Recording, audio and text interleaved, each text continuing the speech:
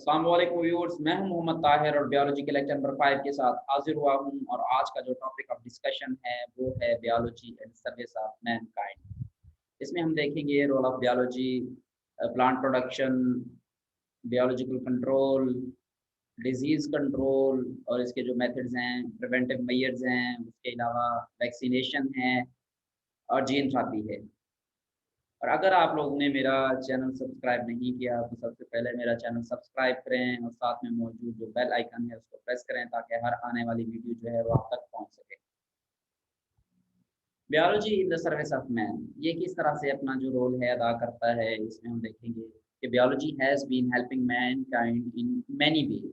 जो बायोलॉजी है वो इंसानियत की डिफरेंट ज़राए से, मुख्तलिफ ज़राए से मदद करती है।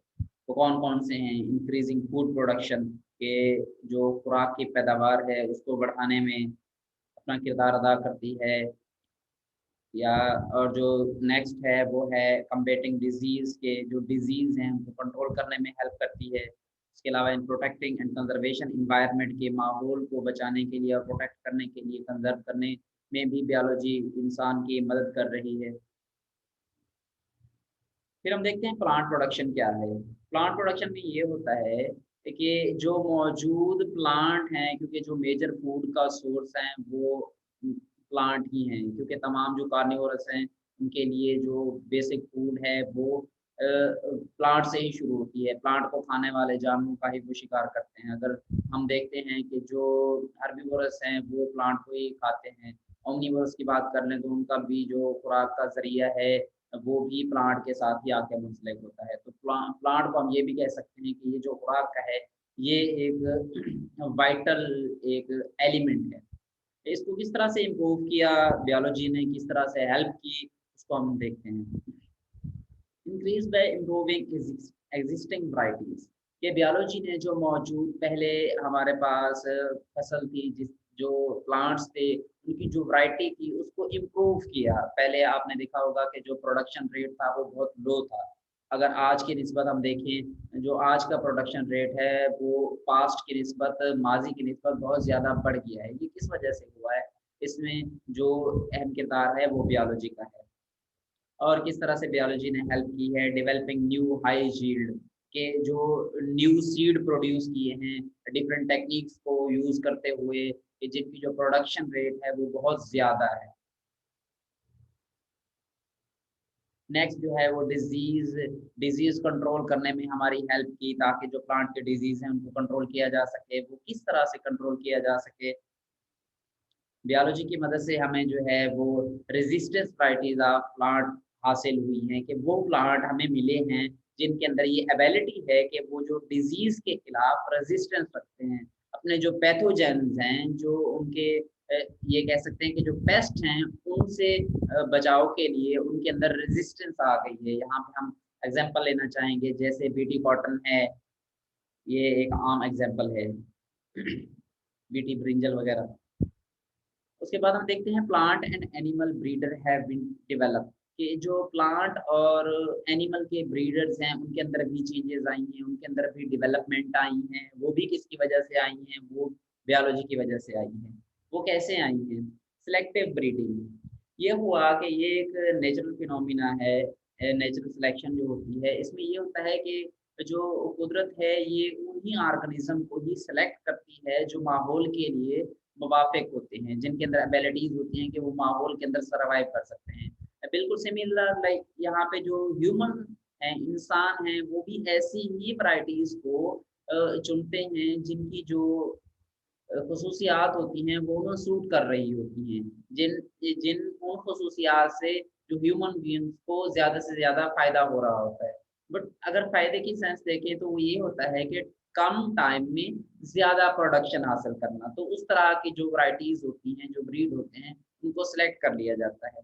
और ये कैसे सेलेक्ट करते हैं, उसके लिए ख़ास मेथड इस्तेमाल होता है, द प्रिंसिपल ऑफ जेनेटिक।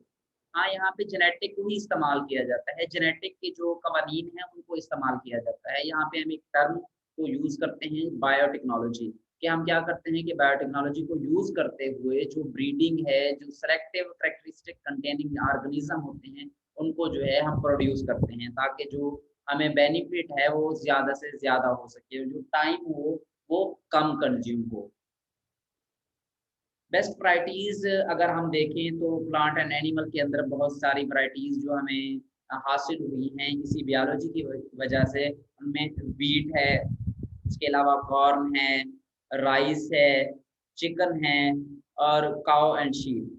ये वो जो वैराइटीज़ हैं, ये चंद एग्ज़ाम्पल दी हुई हैं कि जिनको हमने इस बायोलॉजी की मदद से ही हासिल किया है। अब जो व्हीट है, इसका जो प्रोडक्शन रेट है वो ज़्यादा है। इसके अलावा कॉर्न जो है वो कम अरसे में बिल्कुल पक के तैयार हो जाती है। राइस की बात करें तो गोल्डन राइस हमारे पास मौजूद है, जिसमें विटामिन ए की कमी वाले जो लोग होते हैं उनको ये राइस दिया जाता है। गोल्डन कलर का राइस होता है, इसलिए इसको गोल्डन राइस भी कहते हैं। अगर हम चिकन की बात करते हैं तो चिकन को भी जो ब्रॉयलर हैं बहुत ज़्यादा तादाद में प्रोड्यूस किया जाता है बहुत कम वक़्त में। मतलब बहुत कम ड्यूरेशन लेते हैं और जो उनका प्रोडक्शन रेट होता है वो बहुत ज़्यादा होता है। तो ये सारी जो चीज़ें हैं ये भी इसी बायोलॉजी की वज़ह से ही हैं। अगर काऊ और शीप को देखें तो काऊ से हम दूध ले रहे हैं बहुत ज़्यादा मिक़दार में, वो भी इन्हीं बायोलॉजी के टर्म्स को यूज़ करते हुए। शीप में हम देखें तो शीप से हम क्या करते हैं, ऊन हासिल करते हैं। मतलब ये कि जो हमें डिज़ायरेबल कैरेक्टरिस्टिक्स चाहिए होती हैं, उसी तरह फिर ऑर्गेनिज़्म को हम यूज़ करते हैं। पोल्ट्री ब्रीडर की बात करते हैं तो they are develop broiler from getting quick and cheap white meet.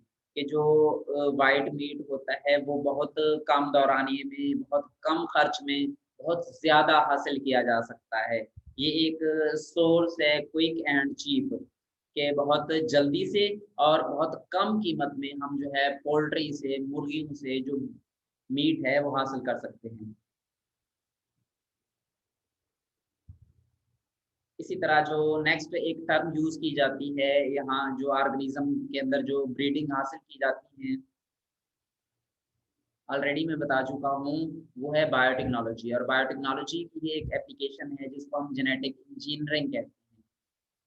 ये जेनेटिक इंजीनियरिंग क्या है इसकी बात करते हैं। Genes for disease resistance and other desirable characters are introduced into plant using the technique of genetic engineering. कि ये होता है कि हम किसी भी डिजीज से रेजिस्टेंस के लिए वो जीन उस स्पीशीज के अंदर इंसर्ट कर देते हैं। जैसे बीटी कॉटन है, बीटी कॉटन के अंदर क्या किया गया कि जो जीन था, जो पेस्ट के खिलाफ रेजिस्टेंस वाला जीन था, वो उसके अंदर ऐड किया गया। जो ही वो बीटी कॉटन के जो पेस्ट थे उसको खाते थे, खाने के बाद उधर ही मर जाते थे। किसी और केमिकल या पेस्टिसाइड्स की ज़रूरत नहीं पड़ती थी। इसी तरह अगर हम देखते हैं कि जो डिज़ायरेबल कैरेक्टरिस्टिक्स हैं, सेम लाइक कि अगर हमें जो जानवरों से ज़्यादा गोश्त चाहिए तो हम वो चीज़ इस्तेमाल करते हैं, जिनके अंदर जो है वो मीट प्रोडक्शन ज़्यादा होती है।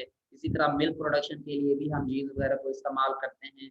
बहुत सारी कैरेक्टरिस्टिक्स हैं, बहुत सारी जो एप्लीकेशंस हैं उनको यूज़ करके इसी जेनेटिक इंजीनियरिंग इनको यूज़ करते हुए हम वो जो बेनिफिट्स हैं वो हासिल करते हैं और अपनी मर्ज़ी के जो जानवर या जो भी अशिया हमें जैसे ही चाहिए होती हैं वैसे हम हासिल कर सकते हैं। तो हम ये भी कह सकते हैं कि ये एक की रोल है जेनेटिक इंजीनियरिंग का कि हमारे जो डिज़ायरेबल कैरेक्टरिस्टिक कंटेनिंग ऑर्गेनिज़्म होते हैं उनको हम तक पहुँचाने में। ट्रांसजेनिक प्लांट क्या है? इसकी हम बात करते हैं। Plant having foreign DNA incorporated in their cell. कि वो प्लांट जिनके अंदर जो है बाहर से डीएनए इनकॉर्पोरेट किया जाता है, इंसर्ट किया जाता है, दाखिल किया जाता है। सिमिलरली हमने अभी बात की है कि जैसे ये गोल्डन राइस है, उसके अलावा बीटी कॉटन है। अब बीटी कॉटन या गोल्डन राइस है, इसके अंदर जो फॉरेन बाहर से जो जेनेटिक मटेरियल में डीएनए होता है उसको इन प्लांट के सेल के अंदर इनकॉर्पोरेट किया जाता है और इस तरह के जो प्लांट होते हैं हम इनको ट्रांसजेनिक प्लांट कहते हैं। Transgenic can be propagated by cloning. जो ट्रांसजेनिक प्लांट होते हैं उनको हम क्लोनिंग की मदद से प्रोपिगेट कर सकते हैं। ये क्लोनिंग क्या है इसके बारे में थोड़ा सा जानते हैं। Production of genetically identical copies of organism cell by asexual reproduction. सबसे पहले तो हमारे ज़हन में ये होना चाहिए, ये जो क्लोनिंग है ये एसेक्सुअल रिप्रोडक्शन का एक मेथड है। इसमें क्या होता है कि हम वो ऑर्गेनिज्म प्रोड्यूस करते हैं, वो सेल प्रोड्यूस करते हैं जिनका जो जेनेटिक मटेरियल होता है वो अपने पेरेंट सेल या ऑर्गेनिज्म के बिल्कुल आइडेंटिकल होता है, उनकी एक ही कॉपी होती है। ये तो जो बात है हमारे सामने है कि जब एसेक्सुअल रिप्रोडक्शन होगी तो उसमें जो है वो एक पेरेंट ही इस्तेमाल होगा और एक पेरेंट ही क्या होगा आगे जो है वो ऑर्गेनिज्म प्रोड्यूस करेगा, चाहे वो ऑर्गेनिज्म हो चाहे वो सेल हो। तो ये जो एक टर्म है इसको हम क्या कहते हैं, क्लोनिंग कहते हैं। Using special technique such as tissue culture technique, के क्या करते हैं कि इस क्लोनिंग के लिए हम टिश्यू कल्चर करते हैं। टिश्यू कल्चर से क्या मुराद है कि हम अपने जो कल्चर मीडिया होता है उसके अंदर किसी भी चीज को जब हम ग्रो करवाते हैं। कंट्रोल ऑफ पेस्ट क्या है, जो ऑर्गेनिज्म होते थे मतलब डिफरेंट जो प्लांट्स हैं उसके ऊपर डिफरेंट पेस्ट जो हैं अटैक करते हैं। अब डिफरेंट पेस्ट के अटैक करने की वजह से उनकी जो यील्ड होती है वो कम हो जाती है, उसको नुकसान पहुंचता है, उसका जो फ्रूट होता है वो वेस्ट हो जाता है, चाहे वो फसल के ऊपर मौजूद हो या हार्वेस्ट होने के बाद। ये दोनों तरह से ही जो पेस्ट हैं ये हमारा जो फ्रूट होता है उसको ये वेस्ट कर सकते हैं, उसको नुकसान पहुंचा सकते हैं। तो उसको किस तरह से कंट्रोल किया जाता है, plant pathogenic fungi and insect pest of crops, ये जो इनके क्रॉप्स होते हैं इसको किस तरह से कंट्रोल किया जाता है और ये क्या करते हैं, the which weaken the plant and reduce the yield had traditionally been controlled by using chemical fungicide, insecticide and pesticides। जब ये क्या करते हैं, ये नुकसान पहुंचा रहे होते हैं हमारे जो प्लांट्स होते हैं, तो उनको कंट्रोल करने के लिए जो पेस्ट होते हैं, जो पैथोजेंस होते हैं, उनको कंट्रोल करने के लिए हम इंसेक्टिसाइड, फंजीसाइड या पेस्टिसाइड इस्तेमाल करते हैं। इंसेक्ट को कंट्रोल करने के लिए इंसेक्टिसाइड, फंजाई जो बतौर पैथोजन होते हैं उनको कंट्रोल करने के लिए फंजीसाइड इस्तेमाल करते हैं। और इसी तरह पेस्टी, इनको दोनों को हम कलेक्टिवली पेस्टिसाइड्स भी कह सकते हैं। बायोलॉजिकल कंट्रोल क्या है, control by some living organism, इससे क्या मुराद है कि पैथोजेंस को हम लिविंग ऑर्गेनिज्म को यूज करते हुए अगर कंट्रोल करते हैं, तो दूसरे वर्ड्स में हम ये भी कह सकते हैं कि एक पैथोजन को, जो उसका एक पैथोजन है, उस पैथोजन को कंट्रोल करने के लिए किसी भी लिविंग ऑर्गेनिज्म को हम यूज करते हैं, तो ये जो मेथड होता है इसमें इसको कहते हैं बायोलॉजिकल कंट्रोल, क्योंकि बायोलॉजिकल के लाइफ इस्तेमाल हो रही है उस पेस्ट को, पैथोजन को कंट्रोल करने में। Pests are destroyed by using some living organism that compete with or even eat them upon। कि ये हो सकता है कि जो पेस्ट होते हैं उनको हम किसी भी लिविंग ऑर्गेनिज्म से कंट्रोल करते हैं, या तो वो उसका मुकाबला करें या फिर वो जो लिविंग ऑर्गेनिज्म है वो पेस्ट को खा जाए। An aphid that attack walnut tree is being controlled biologically by wasps that parasitize this aphid। कि ये होता है कि ये जो जिसे हम तेला कह सकते हैं, एपिड कहते हैं, ये वॉलनट ट्री के ऊपर अटैक करता है, तो इसको कंट्रोल करते हैं हम वास्प को यूज करते हुए, भीड़ को यूज करते हुए, क्योंकि जो भीड़ होता है ये वास्प का जो है ये नेचुरल एनिमी है। तो जो हमारे प्लांट का पेस्ट है उसके नेचुरल एनिमी को यूज करते हुए भी हम उसको कंट्रोल कर सकते हैं, और ये जो मेथड है ये बायोलॉजिकल कंट्रोल है। इंटीग्रेटेड पेस्ट मैनेजमेंट क्या है, integrated pest management when some bacteria are being used as pesticide, कि कुछ जो बैक्टीरिया हैं वो बतौर पेस्टिसाइड, बायो पेस्टिसाइड इस्तेमाल होते हैं। बायो पेस्टिसाइड से क्या मुराद है कि उन पेस्ट को क्या करते हैं, कंट्रोल करते हैं। मतलब उन जो किसी भी प्लांट के जो पेस्ट हैं उनके जो है वो नेचुरल एनिमी है, उनके अंदर डिजीज काज करके या किसी भी तरह से उन पेस्ट को ये मार देते हैं। Effective control of particular disastrous disease or all the common disease of plant can be achieved by using all relevant appropriate method of disease control। ये जो integrated pest management है, ये दूसरे वर्ड में हम ये भी कह सकते हैं कि लिविंग ऑर्गेनिज्म के थ्रू जो डिजीज होती हैं उनको कंट्रोल करने का ये बेहतरीन मेथड है। और इस तरह के such an approach of disease control is called integrated pest management. और इस तरह के जो अप्रोचेस होती हैं उनको हम इंटीग्रेटेड डिजीज मैनेजमेंट कहते हैं। मतलब ये कि हम जो डिजीज है उसको लिविंग कंट्रोल करने के लिए लिविंग ऑर्गेनिज्म को यूज करते हैं, कि लिविंग ऑर्गेनिज्म को यूज करते हुए उस डिजीज को कंट्रोल करना। सॉइल इंप्रूवमेंट किस तरह की जाती है, बायोलॉजी किस तरह से सॉइल इंप्रूवमेंट करने में मदद करती है। Soil is a complex medium, ये हमें पता है। ये जो सॉइल है ये बहुत कम्प्लेक्स मीडियम है, इसके अंदर बहुत ज्यादा तादाद में जो है वो न्यूट्रिएंट्स और एलिमेंट्स मौजूद होते हैं। It is almost impossible to conduct experiment on nutrients requirements of plant by growing them in soil. कि जमीन के अंदर बहुत ज्यादा तादाद में न्यूट्रिएंट्स मौजूद होते हैं, तो ये बहुत मुश्किल होता है कि जब हम एक्सपेरिमेंट के लिए हम प्लांट को यूज करते हैं, प्लांट के ऊपर एक्सपेरिमेंट कर रहे होते हैं, तो वो सॉइल के ऊपर करें, क्योंकि सॉइल के अंदर तो ऑलरेडी इतने न्यूट्रिएंट्स मौजूद हैं कि जिनको मतलब काउंट करना या मॉनिटर करना बहुत मुश्किल हो रहा है। तो हम क्या करते हैं, इसके लिए हम हाइड्रोपोनिक कल्चर टेक्निक इसको इस्तेमाल करते हैं। ये हाइड्रोपोनिक कल्चर टेक्निक क्या है, is used to test whether a certain nutrients is essential for plant और नॉट।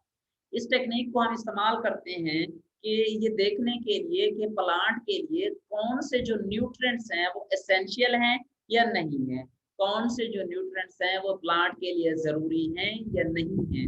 तो इस टेस्ट के लिए इस टेक्निक इस जो ये जो टेस्टिंग होती है प्लांट के लिए, ये हम जमीन में सॉइल में नहीं कर सकते, इसको हम हाइड्रोपोनिक कल्चर टेक्निक में यूज करते हैं। In this technique, the plant are grow in aerated water to which nutrient, mineral, salt have been added। कि हम क्या करते हैं कि प्लांट को पानी के अंदर एरिएटेड पानी, वो पानी जिसके अंदर से हवा गुजर सकती है, एरिएटेड पानी के अंदर उनको ग्रो करते हैं और उसके अंदर जो है मिनरल्स, न्यूट्रिएंट्स, साल्ट भी ऐड कर देते हैं। हाइड्रोपोनिक फार्मिंग जो है how it is yet not feasible.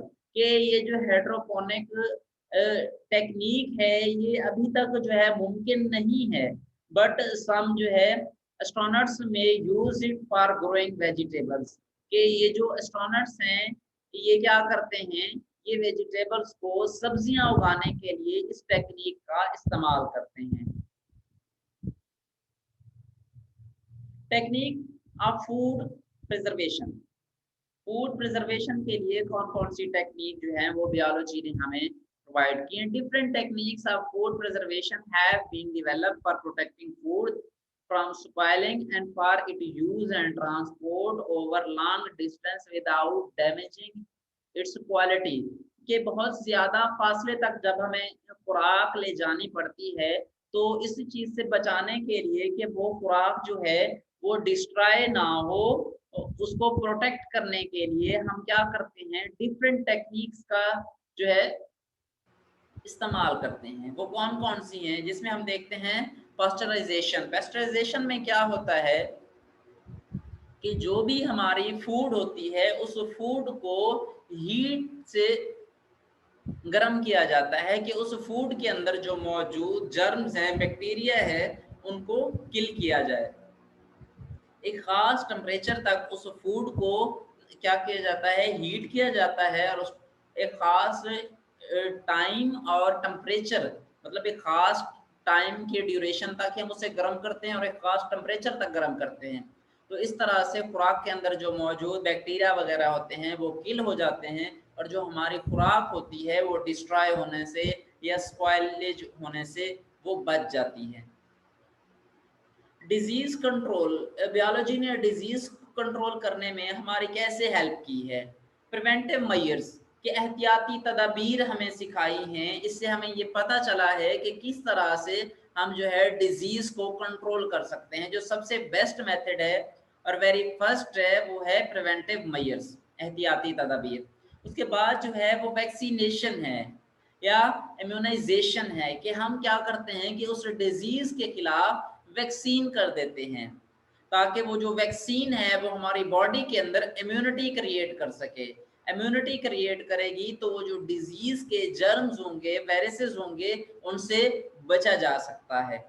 इसी तरह जो थर्ड वन है वो ड्रग ट्रीटमेंट है, कि हम क्या करते हैं कि डिफरेंट जो अद्वियात हैं, जो डिफरेंट केमिकल हैं, उनको यूज करते हैं ताकि जो डिजीज हैं उनको कंट्रोल किया जा सके। या फिर जीन थेरेपी की जाती है, ये भी एक मेथड है जिससे हम अपनी जो डिजीज हैं उनको कंट्रोल कर सकते हैं। प्रिवेंटिव मेजर्स कौन कौन से हैं? अगर हम यहाँ पे देखें एड्स को, एक्वायर इम्यूनोडेफिशिएंसी सिंड्रोम, ये एक डिजीज है जिसका अभी तक कोई इलाज नहीं मिल सका या दरियाफ्त नहीं हुआ। तो इसके लिए जो डॉक्टर हैं वो हमें प्रिवेंटिव मेजर के लिए मतलब हमें प्रिवेंटिव मेजर का ही कहते हैं, रिकमेंड करते हैं। ये जो एड्स है ये किस वजह से फैलता है? HIV एक वायरस है, उस वजह से ये फैलता है। ये कैसे फैलता है, मीन इसके फैलने के रीजन क्या हैं? इसके फैलने की जो कॉमन रीजन है वो फ्री सेक्सुअल कांटेक्ट है। उसके बाद थ्रू ब्लड ट्रांसमिशन के, अगर आप किसी भी पेशेंट को ब्लड दे रहे हैं या आपके ब्लड के अंदर मौजूद ये जो HIV है, ये अगर वो ब्लड के थ्रू किसी और इंसान तक या और ऑर्गेनिज्म तक ये ट्रांसपोर्ट होता है, मुंतकिल होता है, तो उसके अंदर भी ये एड्स जो है वो काज करेगा। बाय यूजिंग कंटामिनेटेड सिरिंज के जो मतलब सिरिंज इस्तेमाल करते हैं, वो सिरिंज इस्तेमाल करते हैं जिसके ऊपर ये HIV कंटेनिंग जो ऑर्गेनिज्म है उसका ब्लड लगा हुआ है या आलूदा सिरिंज है, उसको इस्तेमाल करें, तो उसके इस्तेमाल से भी ये जो एड्स है ये फैलता है। सर्जिकल इंस्ट्रूमेंट के बाद औकात जो ऑपरेशन थिएटर के अंदर मौजूद जो इंस्ट्रूमेंट यूज होते हैं, अगर उनको ठीक से साफ ना किया जाए, उसको जो है वो डीजर्मिनेट ना किया जाए, तो उनसे भी ये एड फैलने के चांसेस होते हैं। डॉक्टर क्या करते हैं? डॉक्टर क्या एडवाइस देते हैं हमें? Doctor advice us to take precautions on these front so that we do not contract the disease, कि वो ये कहते हैं कि हमें इनसे दूर रहना चाहिए। मतलब इन जो सिरिंज हैं उनको कंटेमिनेटेड सिरिंज का इस्तेमाल से बचना चाहिए, जो सर्जिकल इंस्ट्रूमेंट हैं इनसे बचना चाहिए, जो जो फ्री सेक्सुअल कांटेक्ट है इससे बचना चाहिए, कि हम अपने आप को इन जो फैक्टर्स हैं इनसे बचा के ही एड्स से महफूज रह सकते हैं। हेपेटाइटिस क्या है? हेपेटाइटिस भी एक किस्म की एक डिजीज है, इस काज्ड बाय H वायरस। इसके लिए भी डॉक्टर सेम रिकमेंड करते हैं कि इससे बचा जाए, और इसकी जो अलामात हैं ये भी जो स्प्रेड होती है बिल्कुल सेम इसकी भी अलामात एड्स की तरह की है, कि जिस वे से एड्स फैलता है उसी वे से ये हेपेटाइटिस फैलता है, कि कंटामिनेटेड सिरिंज से, सर्जिकल इंस्ट्रूमेंट से, फ्री सेक्सुअल कांटेक्ट या ब्लड ट्रांसफॉर्मेशन से भी या ट्रांसपोर्टेशन से भी ये फैल सकता है। वैक्सीनेशन या इम्यूनाइजेशन क्या है, इसके बारे में हम बात करते हैं। Many disease such as polio, whooping cough, measles, mumps can easily be controlled by vaccination or shot। कि हम क्या कर सकते हैं कि ये जो डिजीज हैं, पोलियो है, whooping cough काली खांसी है, मीजल है, मम्प्स हैं, इनको हम इजीली वैक्सीनेशन से कंट्रोल कर सकते हैं।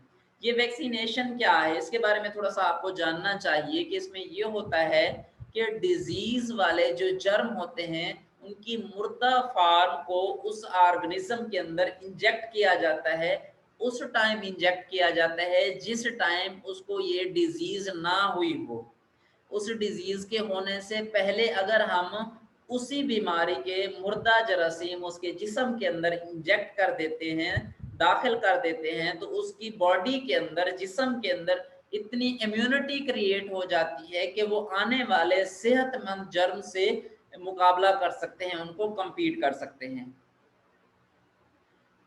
वैक्सीनेशन का इस्तेमाल कब हुआ? Edward Jenner first develop the technique of vaccination in 1796 के 1796 में एडवर्ड जीनर ने क्या किया था कि ये जो टेक्निक है वैक्सीनेशन, इसको इस्तेमाल किया था। Cowpox pus is known as vacca from Latin word vacca mean cow, कि ये जो कॉपॉक्स है इसको वेका एक लातीनी जबान से लिया गया है जिसका मतलब क्या होता है? वेका मीन काउ, इसीलिए इसको कॉपॉक्स कहा जाता है। Vaccination is carried out to make people immune from viral और बैक्टीरियल एपेंडेमिक्स, कि ये जो वायरल या बैक्टीरियल बीमारियां होती हैं इनसे क्या करते हैं, इंसानों को महफूज रखने के लिए। सिमिलरली यहाँ पे ये जो प्रेजेंट कंडीशन है कि कोरोना की जो एक डिजीज आई हुई है, एपिडेमिक इसका फैला हुआ है, तो इससे बचने के लिए वैक्सीन इस्तेमाल की जा रही है कि जिन लोगों को ये कोरोना नहीं हुआ उनको वैक्सीन लगाई जाए ताकि उनकी बॉडी के अंदर इम्यूनिटी पैदा हो सके, ताकि आने वाले जो सेहतमंद कोरोना के जर्म्स होंगे, वायरसेस होंगे, उनसे compete किया जा सके, उनको कंट्रोल किया जा सके।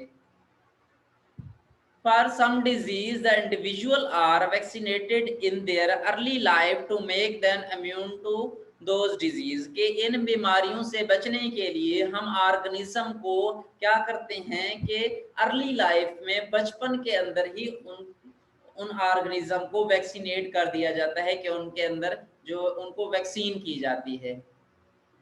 It is claimed that smallpox has been totally eliminated from the world by using this method।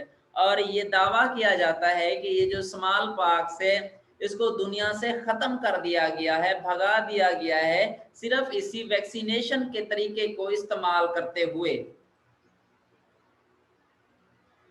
Even vaccine against AIDS is being administered in human on experimental basis। कि अभी जो एड्स की वैक्सीन है वो experimental basis पे है, इनका कोई अभी अथेंटिक नहीं आए, या ये भी कह सकते हैं कि इसके अभी कोई खास रिजल्ट हमें मौसूल नहीं हुए, बट ये वैक्सीन यूज की जा रही है। ड्रग ट्रीटमेंट क्या है, जीन थेरेपी क्या है, इसके बारे में बात करते हैं। If a person become sick with disease, कि अगर कोई शख्स जो है वो बीमारी की वजह से बीमार है तो हम क्या करते हैं, he is subjected to action of antibiotic, तो फिर हम उसको एंटीबायोटिक अप्लाई करते हैं। एंटीबायोटिक क्या है, विच किल बैक्टीरिया, कि एंटीबायोटिक बैक्टीरिया के खिलाफ इस्तेमाल होती है और ये बैक्टीरिया को किल कर देती है। जब ये बैक्टीरिया को किल करेगी तो जो पर्सन सिक होगा, बीमार होगा, वो तंदुरुस्त हो जाएगा, ठीक हो जाएगा। It is useful in bacterial disease, ये बैक्टीरियल डिजीज के लिए ही कारआमद है। कब तक ये कारआमद है, that only when bacteria have not develop resistance to antibiotic, ये उस वक्त तक कारआमद है, फायदामंद है, जब तक कि उस बैक्टीरिया ने इस एंटीबायोटिक के खिलाफ रेजिस्टेंस क्रिएट नहीं की। अगर तो उस बैक्टीरिया के अंदर रेजिस्टेंस क्रिएट हो चुकी है तो फिर इस जो एंटीबायोटिक है इसका कोई असर नहीं होगा। इन कैंसर, अगर हम कैंसर वाले जो मरीज होते हैं उनके अंदर देखें तो बायोलॉजी किस तरह से अपना जो रोल है वो अदा करती है। इसमें दो मेथड्स यूज किए जाते हैं कैंसर के ट्रीटमेंट के लिए, एक जो है वो रेडियोथेरेपी है, दूसरा जो है वो केमियोथेरेपी है। इन रेडियोथेरेपी क्या होता है, the cancerous part is exposed to short wave radiation from radioactive material repeatedly at regular interval।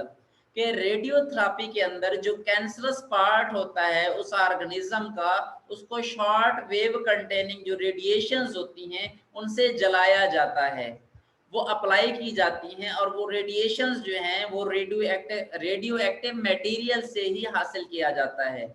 और ये जो प्रोसेस होता है ये एक स्पेसिफिक इंटरवल के बाद ये दोबारा से रिपीट किया जाता है। इसी तरह अगर हम दूसरा जो मेथड है हमारे पास कैंसर के ट्रीटमेंट के लिए वो है केमियोथेरेपी। केमोथेरेपी क्या है, consist of administrating certain anti cancer chemical to the patient at regular interval. कि हम इसमें क्या करते हैं कि डिफरेंट जो है वो केमिकल अप्लाई करते हैं उस मरीज के ऊपर, उस पेशेंट के ऊपर। वो जो केमिकल होते हैं वो एंटी कैंसर होते हैं कि उनके अंदर ये एबिलिटी होती है कि वो कैंसर को स्टॉप कर सकें।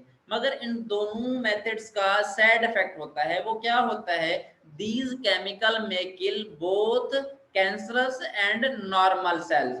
कि ये जो केमिकल यूज करते हैं केमोथेरेपी के अंदर, ये कैंसर वाले सेल को भी नुकसान पहुंचा सकते हैं, किल कर सकते हैं, और जो नॉर्मल बॉडी सेल होते हैं उनको भी ये किल कर सकते हैं। और रेडिएशन में भी बिल्कुल ऐसा ही होता है कि अगर हम रेडिएशंस की जो मिकदार होती है या उसको ज्यादा या कम या इन प्रॉपर वे इस्तेमाल करें तो क्या होता है कि वो जो नॉर्मल बॉडी सेल्स होते हैं उनको भी नुकसान पहुंचा सकती है।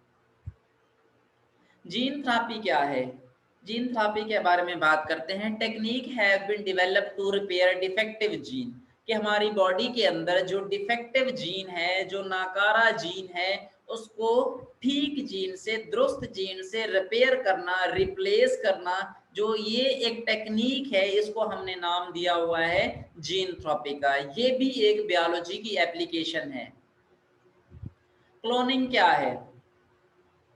A clone is defined as a cell or individual and its entire asexual reproduce offspring। इसके बारे में ऑलरेडी हमने बात की है कि एक asexual reproduction का एक मेथड है जिसमें हम एक सेल या जो एक ऑर्गेनिज्म है वो प्रोड्यूस करते हैं और उनका जो जेनेटिक मटेरियल होता है वो अपने पेरेंट के आइडेंटिकल होता है। All members of clone are genetically identical except when mutation अकर।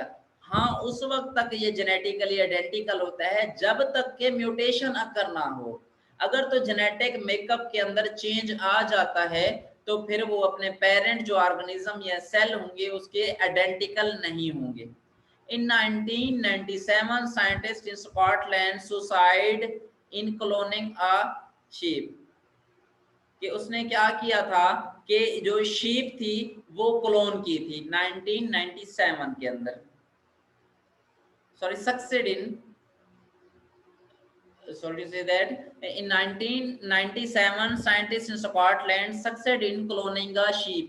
उसने जो है 1997 के अंदर एक जो शीप थी, भेड़ थी, उसको क्लोन किया था जिसका नाम रखा था उसने डोली।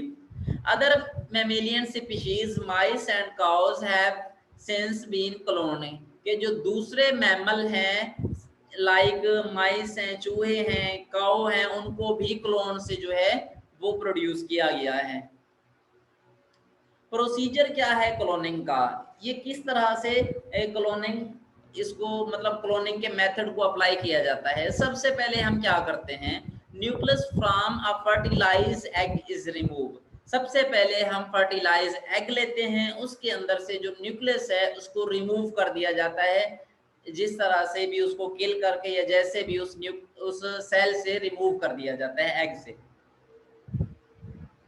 देन हम क्या करते हैं, nucleus from a cell of fully developed individual is inserted in its place. कि फिर हम क्या करते हैं, एक फुली डेवलप जो इंडिविजुअल होता है उसका सोमैटिक सेल लेते हैं, बॉडी का सेल लेते हैं, उस बॉडी के सेल से उसका न्यूक्लियस निकाल के उस फर्टिलाइज एग के अंदर रख देते हैं। कि मतलब जो नॉर्मल बॉडी सेल है, सोमैटिक सेल है, उसका न्यूक्लियस निकाल के एक फर्टिलाइज एग के न्यूक्लियस की जगह पे उसको रिप्लेस कर देते हैं। The altered zygote is then implanted in a suitable womb where it complete its development। कि हम क्या करते हैं कि जो जाइगोड होता है, जो प्रिपेयर जाइगोड होता है, उसको एक सूटेबल वोम के अंदर इंसर्ट किया जाता है, रख दिया जाता है ताकि वो डेवलप हो सके। Thus cloning could make multiple copies of desired genotype। बस ये जो इसका रिजल्ट है वो ये है कि इस क्लोनिंग की मदद से हम अपनी खसूसियात रखने वाले जानदारों की बहुत ज्यादा जो है वो कापियां प्रिपेयर कर सकते हैं, बहुत ज्यादा कापियां हम तैयार कर सकते हैं। Man is likely to adopt cloning technique for commercial production of valuable animal of known pedigree such as horses। कि जो इंसान हैं वो क्लोनिंग की टेक्निक को इस्तेमाल करते हुए कमर्शियल लेवल के ऊपर जो उनके डिजायरेबल प्रोडक्ट्स हैं वो हासिल कर रहे हैं। यहाँ पे जैसे एग्जांपल दी हुई है हॉर्सेस की, के घोड़े के घोड़े भी क्लोन से ही तैयार किए जा रहे हैं। At some places scientist are making attempt to clone human embryo. के दुनिया के अंदर कुछ जगहों पे ये भी साइंटिस्ट अप्लाई कर रहे हैं, कोशिश कर रहे हैं कि जो है वो ह्यूमन एम्ब्रियो के क्लोन प्रिपेयर करें, which they believe can serve as a transplant donor. के वो जो है इंसानों को ऑर्गन ट्रांसप्लांट, जो बॉडी ऑर्गन है उनको ट्रांसप्लांट करने के लिए बतौर डोनर इस्तेमाल हों। there is a lot of controversy on this issue as to whether human cloning should be attempt or not, कि बहुत जो तनाज़ात हैं वो यही हैं कि ह्यूमन क्लोनिंग को वो नहीं अप्लाई करना चाहिए ह्यूमन के ऊपर इस टेक्निक को। यहाँ पे हम पेक्टोरल व्यू देखेंगे कि क्लोनिंग किस तरह से होता है। ये हमारे पास जो है ये एक जो है नॉर्मल बॉडी सेल है। नॉर्मल बॉडी सेल के अंदर से न्यूक्लियस निकाला। न्यूक्लियस निकालने के बाद फिर हमने क्या किया, एक फर्टिलाइज एग से न्यूक्लियस निकाला।